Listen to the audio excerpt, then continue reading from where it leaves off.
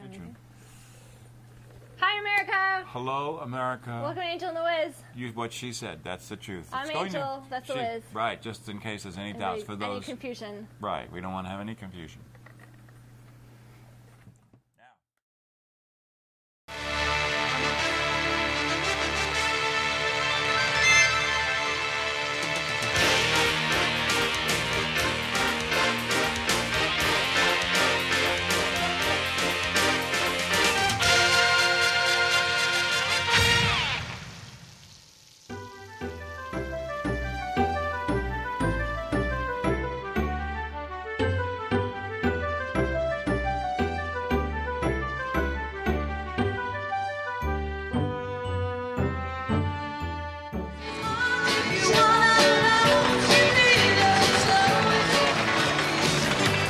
Taken for granted, never ever wonder.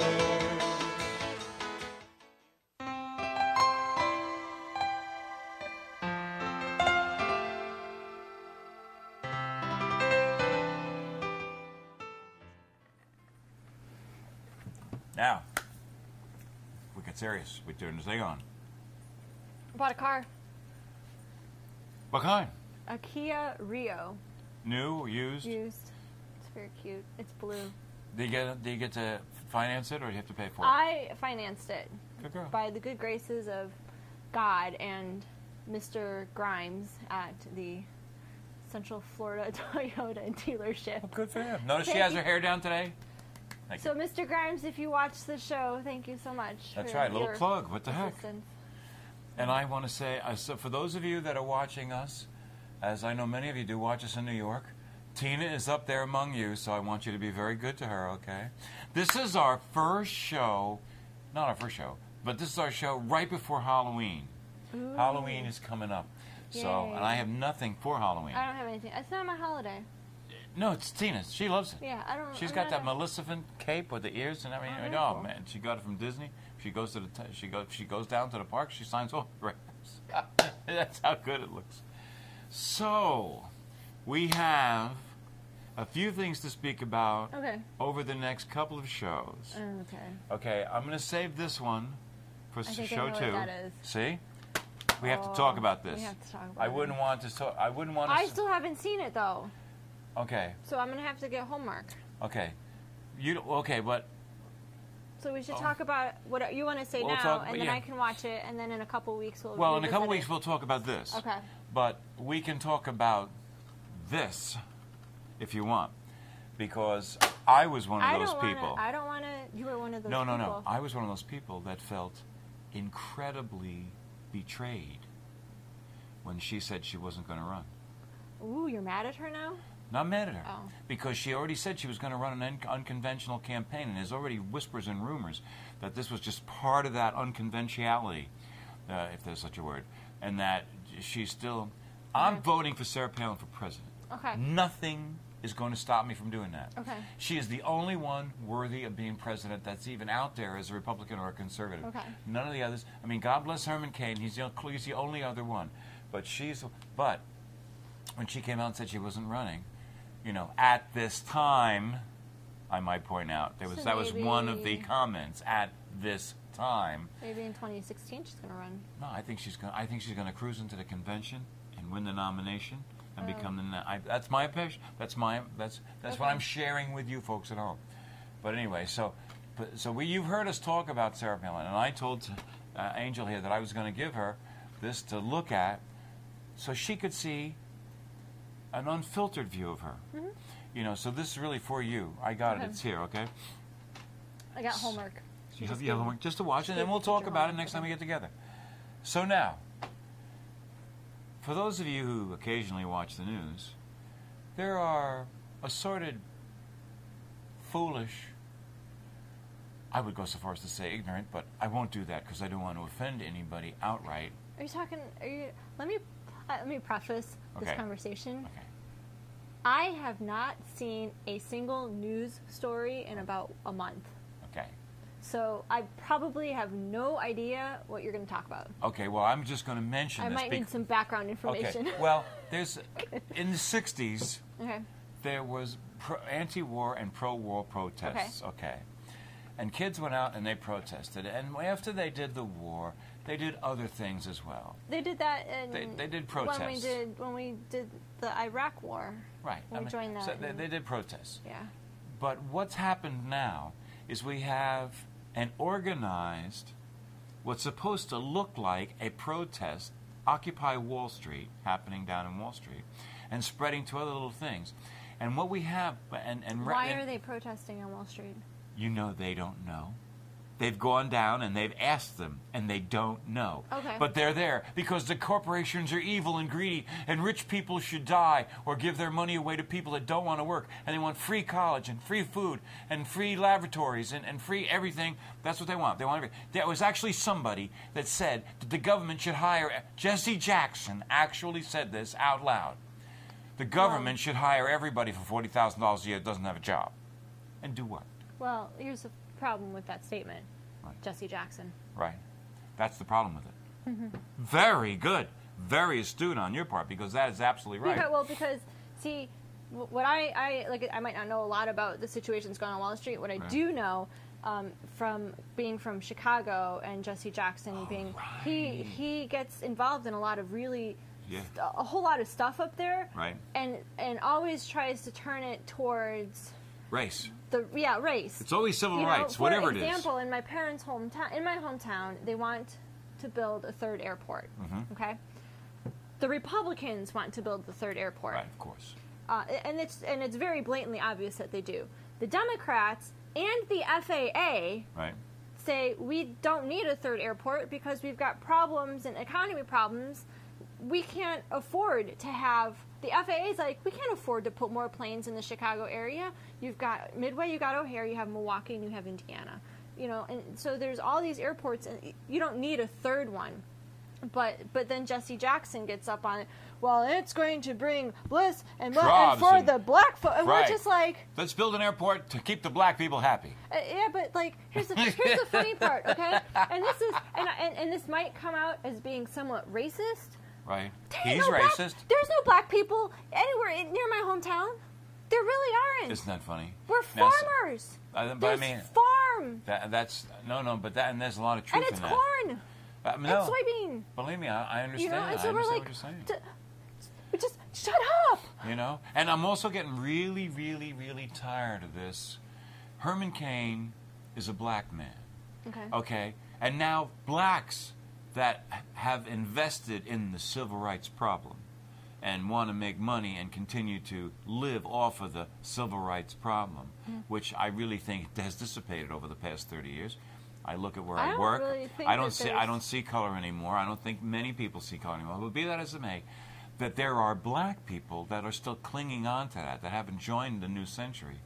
And now they are attacking Herman Cain as he's not really black. He's not black enough. He forgot that he was black. I mean, I heard this on the radio. I heard somebody How can you talk like that? There was a friend of mine who is black took a diversity survey or questionnaire. And it's supposed to tell you how diverse, how knowledgeable of diversity that you are. And so she was telling us that her score says that she's not very knowledgeable or not very well-rounded. Something, and she took offense to that because she's first of all, she's like, I'm black, and I work in the school, which is primarily black and Hispanic. That's the majority of the population. And she's like, I deal with all types of cultures every day, and the principal goes, well, it's because you think like a white person. Don't see? That's offensive to me. That is absolutely offensive. And I found it funny because it was a southern white woman telling a northern black lady that you think like a white woman. Okay, see? But the truth, they can't deal with it. But when she explained it, that how as whites we are very well aware of diversity because of things like the civil rights and things. So when we take those tests, we know, like, if you're in this situation, right answers are? we but we do because I believe it. because we have to or else if you don't, you're racist. You're racist, But that's how she explained. She goes, but when you are of a different ethnicity and well educated and multicultural, that when you you have to take when you take those surveys, and it was just more like a personal sure, I understand assessment. But when you take those assessments, that she's thinking, not from the outsider perspective, because she was thinking from the from herself, from her own life experience. Yeah, and she just said that you're too white. And see, and the sad thing about that is that lets you know. And the other thing that's really scary, that really scares the those black people that are invested in the civil rights industry. Herman Cain said the blacks have been brainwashed by the Democrats into voting Democratic, and they got really upset with that because, see, he's a black guy. So their response to him was, well, you're the token black person with the Republicans. They couldn't get there. They cannot abide a conservative black person. And yet I would share with you that I bet you the vast majority of black people have conservative values. I mean, their internal heart values. Their family, they care about family. They care about their kids, la-di-da, and stuff like that. Now, I'm not saying, yes, we know we have problems with single mothers and all blah, blah, blah. But a lot of that's been perpetrated on them by a welfare system that says, if that guy's not here and you have 6 kids, you get more money than if he's here and you have 2. So what are they going to do? I mean, they've been inculcated into it. I give them a pass on that. But I mean, and just like with the Latinos, people that are of Latin extract, they have a tendency to vote Democratic, and yet they're basically very conservative. If you speak to them, they believe in working, they believe in, the vast majority. I'm not talking, there's slouches every place, okay? Do you think it's maybe because the Republicans haven't publicized diversity representatives? Thank God. Do you want to know that it was the Republicans that passed the Civil Rights Bill because the Democrats wouldn't vote for it? How did that ever... You know why? Because the Democrats have had a better media approach than the Republicans. Probably. The Republicans desperately need to get some good... Why was Sarah Palin so good? The Republicans need a publicist. They need a publicist that's not afraid to get on board and say, no, what you're saying isn't true. I don't accept the premise of your question. And that's the problem. See, and the saddest thing is, as a black person, they are being taken for granted by the Democrats because the Democrats have been promising them the same thing for 50 years, and they have never, ever delivered. That's the point that I made on the Obama show. Look at what he could have done. He could have gone into those inner cities, being a quote, half black man. He could have gone in there and said things. That's why they're scared to death of Herman Cain, because you see, the Republicans have a party. No, the Democrats are scared to death of Herman Cain, and this is why. The Republicans are a party of people that have the same beliefs and the same. In other words, they believe in individual freedoms. They believe in small government. They believe in less taxes. They believe in personal responsibility. All the things you believe in. Okay. The Democrats were formed as a bunch of groups of people. I believe in abortion. I believe in welfare. I believe in this. I believe in that. I believe in that. So they were a bunch of little groups that got together to form a party, each with their own particular agenda. Okay, that's the reason there's such a big difference between the Republicans and the Democrats. You got these, so what happened was, for these people to have more power, they banded together. Okay, and unfortunately, for the conservatives, I feel that up until now, because places like Hollywood have been that's the liberal arts, it's creative people, stuff like that. Most of those people, they're smoking dope and still doing all these things. In other words, they're walking down different roads. Right. It's not the drugs as much as they go down different. They're creative. Okay. They go out, so they have a tendency to be liberal because they already live a different lifestyle. And so what happens is you get these great creative people working for the Democrats and giving them advice and advise them. And they do things, and then they go out and blame it on the Republicans. They say, you do this, that, and the other thing. The Republicans don't do it. They do it. But they are smart enough to know it's not what you do, it's what you say. It's what you publicize. It's what you broadcast. And that was the other reason I like Sarah Palin. Because when people said stuff, she spoke right up. Death panels, well, they're really there. And she called him on it right away. Crony capitalism. That was her. I mean, she did all of these things. That's why I got very upset. And I wrote something on Free Republic about the fact that she's diminished herself. You know, she went to South Korea and spoke at a very high-level thing, and they didn't even report on the news. I mean, because she's not running anymore. When she had the potential of being president, everybody was scared to death of her. Okay? The elite Republicans and the Democrats, because she could unify all those regular people and get elected. Now, as soon as she stopped running, she diminished herself. She's not in the debate. She's not saying things that are getting covered by the news, et cetera, et cetera, et cetera. Now, she claims, and who am I, that she's still involved and she's still going to do, and she is still going on doing that stuff. But without the threat of becoming president, they're not scared of her anymore. They feel they have marginalized her. She has allowed them to marginalize her. She should have never done that. She should have declared her presidency and gone, because it didn't matter if she won or lost. It didn't matter if she even won the primaries. It mattered what she said. Okay. Because let me tell you something. Everything, when John McCain, when what's his name was running against Bill Clinton, every good thing that they said, Bush and Perot said, Bill Clinton then championed. Everything they said, he tapped it like it was his idea. And he would come out and he would re-talk about it like it was. He was the guy that said the era of big government was over while he was growing government. I mean, so the Democrats have really understood the media. Yeah. They really understand the media. They know how to use the media. And these poor Republican schnooks so desperately need somebody that will look in that camera and say, I don't accept. You know where you got to start? Maybe you should be their publicist, their media They would win if they had me. Because let me tell you what I would do for them. The guy for the job, Republican Party. Yes, and I could help you so bad, but it won't happen. But the thing is, stranger things have happened. Stranger things have happened. But the thing is, they know. Yes, and I wouldn't even have to be seen by anybody, but I could counsel them how you don't accept the premise. How long have you been beating your wife? You don't answer the question. When you are given a question that's a lie, when you are given a question that is a lie, that is a false premise, you start with, I don't accept the premise. Mm-hmm. And then you go on. Because if you answer the question, you have now reinforced their question. Mm-hmm. Okay?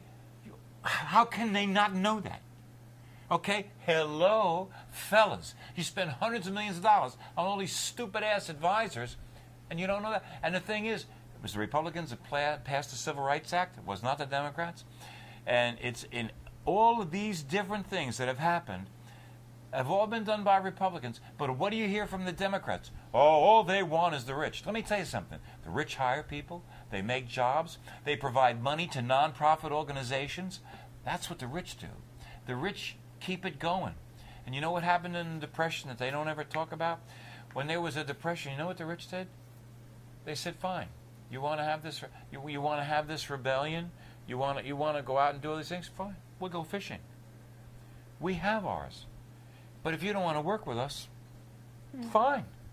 And eventually, see, they all came back. FDR made the Depression last longer and go deeper by not allowing the capitalist system to work. That's what's happening now. If you've ever seen here, I'm sorry, I don't mean to get on a soapbox, but this bothers me to no end. I want to tell you something. Let me just point one thing out to you. If you've ever seen Mean Streets with Robert De Niro, let me share something with you. There's a lesson there, okay? Go out and rent this movie if you haven't seen it, okay? This is the lesson. When organized crime, we'll make it that gray organized crime thing. We won't talk about specific people. When organized crime takes over legitimate business, what they do is they go in, they take over that business, they get the credit that business has generated, they buy a lot of stuff on that credit, and then they take that stuff out and sell it for real money, then they burn down the establishment or break the establishment and collect on the insurance. Okay? That is what Obama is doing to America. He is going in, he is cleaning, he took $1 trillion.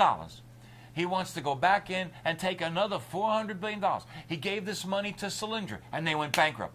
They did it to another company. They went bankrupt. They are taking our wealth and giving it away to people, And then when he walks, he walks. And they got all the money. That's what they are doing to America. And you know what? You're sitting there and you're letting him do it. Okay? That's why I wanted Sarah Palin. Because she was willing to stand up and talk about it. And I bet you, and she changed from Indianapolis to when she made that announcement. So either they got to her, or they threatened her kids, or her husband, or somebody that she really cared about. Something happened to make her back down, and that's really sad because, as they said on Free Republic, it's a good thing that wasn't how it was when George Washington was fighting the Revolution. That they didn't tell him, well, we're going to go get Martha. Because one of the reasons that she used for stepping out was because 2 of her kids didn't want her to run. Now, again, she's running an unconventional campaign. This may be part of the plan. That's why I say time and time again, even though I'm disappointed, I was upset and la-di-da and all this other nonsense, but maybe her I'm kids, voting for her. Maybe her kids who are thrusted into this limelight Don't want it. It was one thing to be governor of Alaska and a local, but she's been running for president for 3 years, and they know it. But when you were thrusted into that limelight, maybe let's, for example, Bristol's like, Mom, I don't want to do it anymore. Please stop. And I'm only using her as an example because I know that's the only one I know. Or Willow, whatever. I mean, believe me, I understand. And I understand that. But maybe, you know what? Maybe the repercussions that her children are facing are too much. From schools and the criticism and the critiquing. I mean, we have kids that, like we talked on an earlier show, we have kids that commit suicide because of things that are posted on Facebook. I can't imagine what they've been going the through. Stuff that's been being posted about them. And that's an emotional toll. And if... But my only response to that is, she has been running for 3 years. They have been doing this for 3 years. Does she think that by merely stepping aside, that it's going to stop?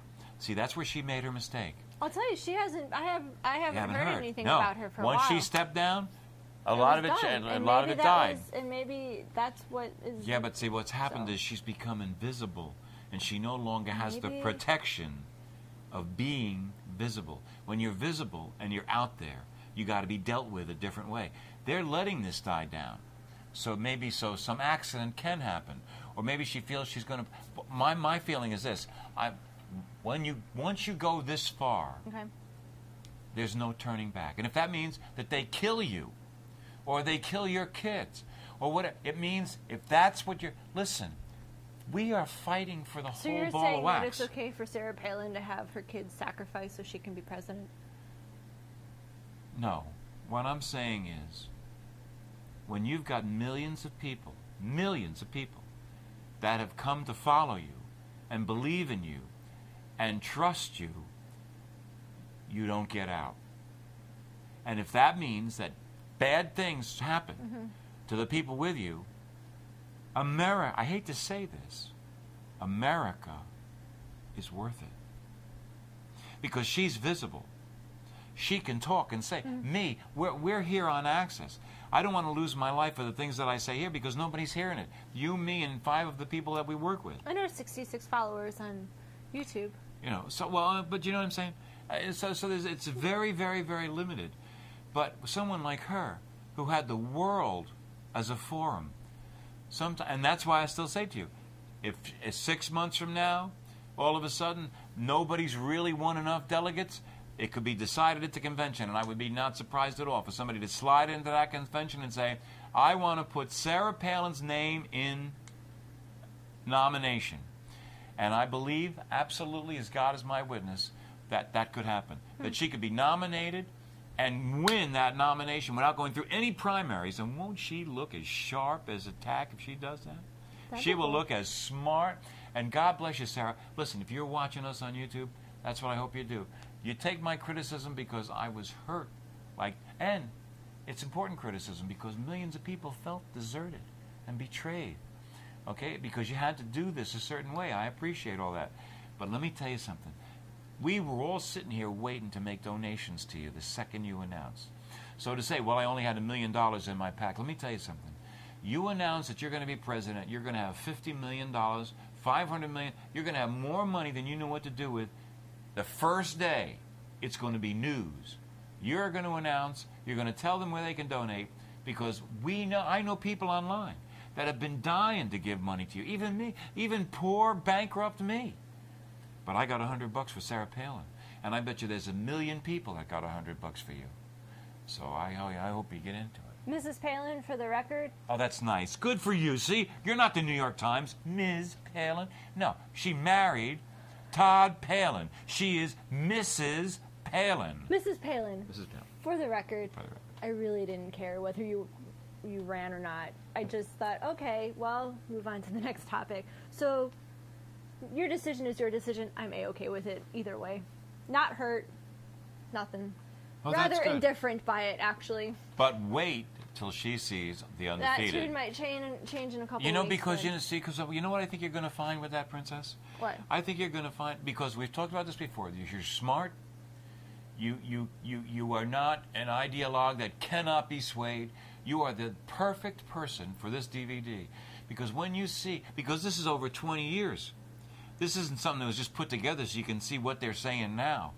This shows her with news footage and meetings and life and stuff like that, how she has been all her life. And when you see that, you will understand why there is nobody better to be the 45th president of the United States than this woman. Not Romney or Prairie or anybody, not even Kane. And Kane is the best one of all of them. Although I would love to see her have somebody like Newt Gingrich as vice president, because, man, is he smart. Or maybe some other role. But he is really a smart guy. There's got to be a place for him in the next minute. If he's not president, somebody's got to hire him, man, because he is a brilliant guy. And he's one of those guys that understands you don't accept the premise of the question. He called that guy out on ABC who tried to say, say something bad about these other people. And he said, you're just trying to get us to talk against each other, and I'm not going to do it. Whoa! You know what I mean? Like he has brains. It's a really nice thing to see. I think my favorite line in this entire back thing was, rampant, crony capitalism stood in the way of the people of Alaska reaping the benefits of their natural birthright. That's right. Okay, and what way do you see it? I think you're really going to be, I personally think you'll be impressed with her. You know why? Because you are an independent, smart woman, and that is exactly what she is. I think you'll be able to identify with her. It won't matter. Republican, conservative, liberal, Democrat, none of that stuff matters. She is a pioneer woman. And that you got that kind of moxie and that kind of brains. I hope you enjoy it. Now, as a matter of fact, as the time would have it, we're getting really near the end of the show. Okay. We really should say goodbye because we have a topic given to us by a viewer for next week. Cool.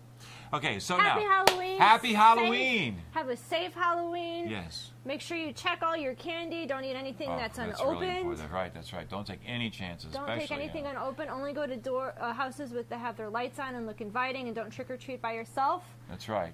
Take care, everybody. That's really good. Good. Okay, bye. Bye. Happy holidays.